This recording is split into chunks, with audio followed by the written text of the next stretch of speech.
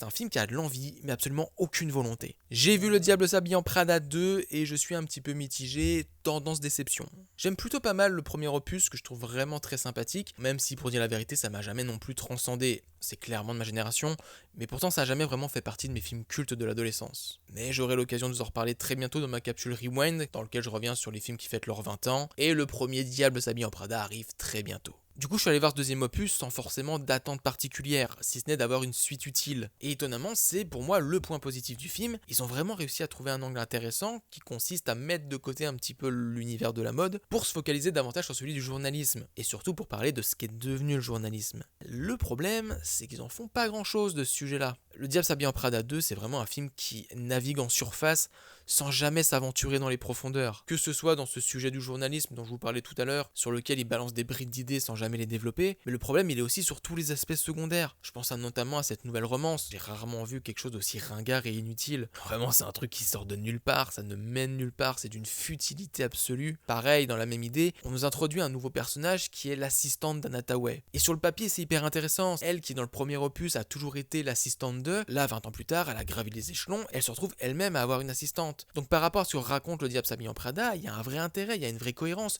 et ça aurait pu vraiment donner un duo explosif qui fonctionne vachement bien. Sauf que ce personnage-là, on le voit 3 minutes et elle fait une action utile. Et même du côté du quatuor principal, c'est assez décevant. Comme le personnage d'Emily Blunt, qui dans le premier opus avait un joli équilibre d'écriture, alors que là elle est caricaturale comme jamais, même si c'est quand même le seul personnage qui a réussi à me décrocher quelques sourires. Pareil pour le personnage de Stanley Tucci, qui était mon personnage préféré du premier opus, parce qu'il avait une vraie subtilité émotionnelle dans son écriture, alors que là, il a pas grand chose à se foutre sous la dent quoi. Mais le plus décevant pour moi, c'est ce qu'ils ont fait du personnage de Miranda, interprété par Meryl Streep, qui sont complètement dénaturés de son essence. Vraiment, on a perdu tout le piquant, tout le mordant qui faisait le succès du Diable s'habille en Prada. En fait, pour moi, c'est un film qui a de l'envie, mais absolument aucune volonté. On sent vraiment qu'ils prennent plaisir à se retrouver, plaisir à retravailler ensemble, à remettre une pièce dans la machine, et en même temps, ils ont sacrément la flemme quoi. Le problème, c'est que ce côté très minimaliste, quasi je m'en foutiste, fait déjà que c'est un film bien moins qualitatif que le premier, et surtout ça en fait un film extrêmement lourd. C'est monstrueusement long pour ce que ça a raconté. C'est pas catastrophique non plus, parce que malgré tout, il y a une belle énergie, et que je reste quand même assez content de retrouver les personnages, mais c'est quand même très flemmard.